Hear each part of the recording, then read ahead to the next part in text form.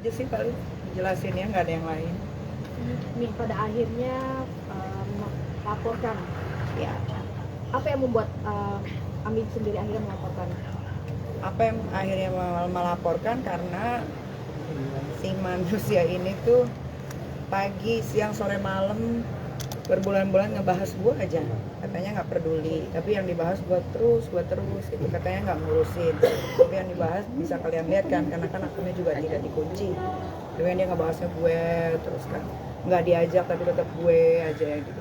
Cuman kalau yang dibahasnya tidak menjulur ke fitnah atau ditambah-tambahin nggak masalah, tapi kan ini udah ngalur ngindur kemana-mana gitu, yang dikatain inilah kena sakit kelamin lah apalah, itu harus. Ini buat perang ya artinya. Kalau gua kan dari dulu memang kalau berantem sama orang itu cukup sekali, sebetulnya itu kan pancingan, tapi kan ternyata pancingannya dimakan, ya alhamdulillah.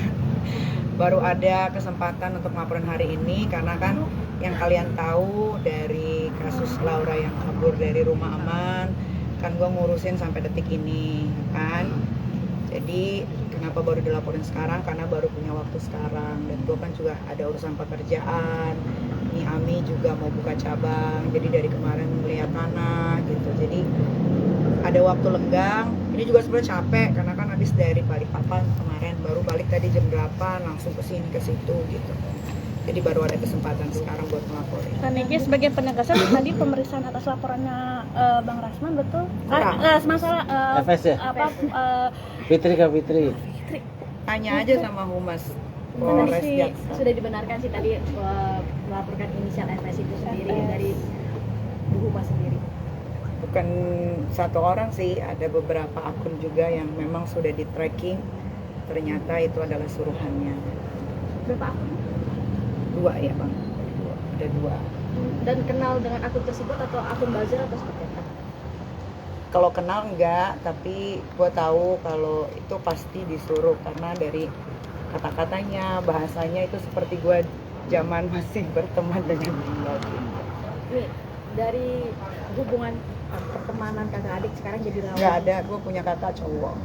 Gimana nih Tapi menjadi teman? itu kan ngomong jadi lawan kakak ya? gitu. Ya karena saat itu mungkin kesirep ya, namanya orang kesirep kan, waktu itu kan prosesnya lagi bercerai dengan bipolatif ya kan, harusnya perceraian itu berjalan dengan baik kan, abang kan yang ngurusin perceraian dengan bipolatif kan, harusnya baik. Ketika dia muncul hancur berantakan ya kan, alhamdulillah gue juga dengan Dipo sudah berkomunikasi dengan baik ya.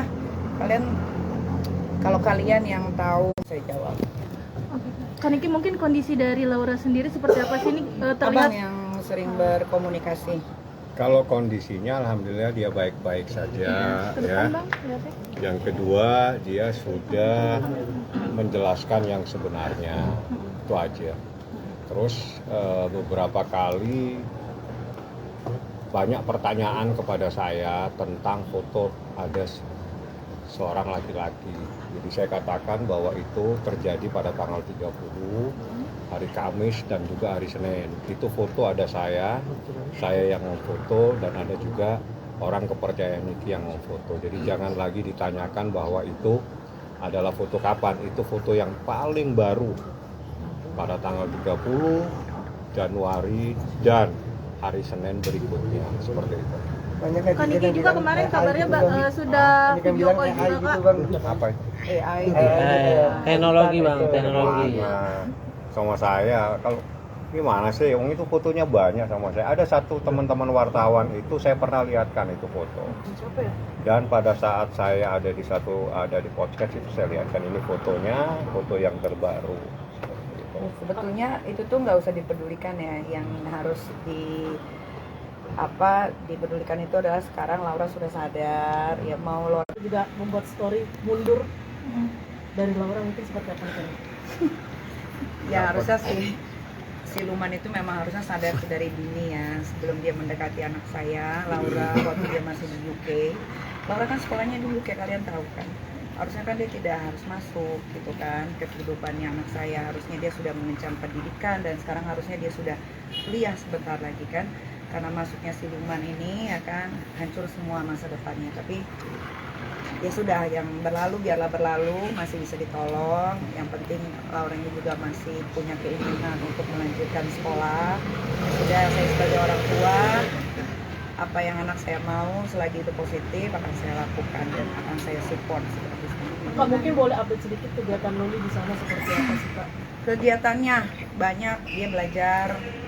Memang Laura ini kan seperti yang saya bilang, dia anak yang sangat pintar, IQ tertinggi, makanya dia bisa berangkat ke UK itu bukan beasiswa atau dibiayai negara, tapi dia ikut uji tes yang akhirnya nilainya bagus dan akhirnya bisa berangkat gitu ya. Jadi Laura sekarang di rumah yayasan ini yang swasta ini memang dia sendiri yang ingin belajar, bahkan dia pengen ada guru dari luar juga supaya dia tidak terlambat sama pelajaran-pelajaran yang kehilangan di tahun-tahun yang lalu.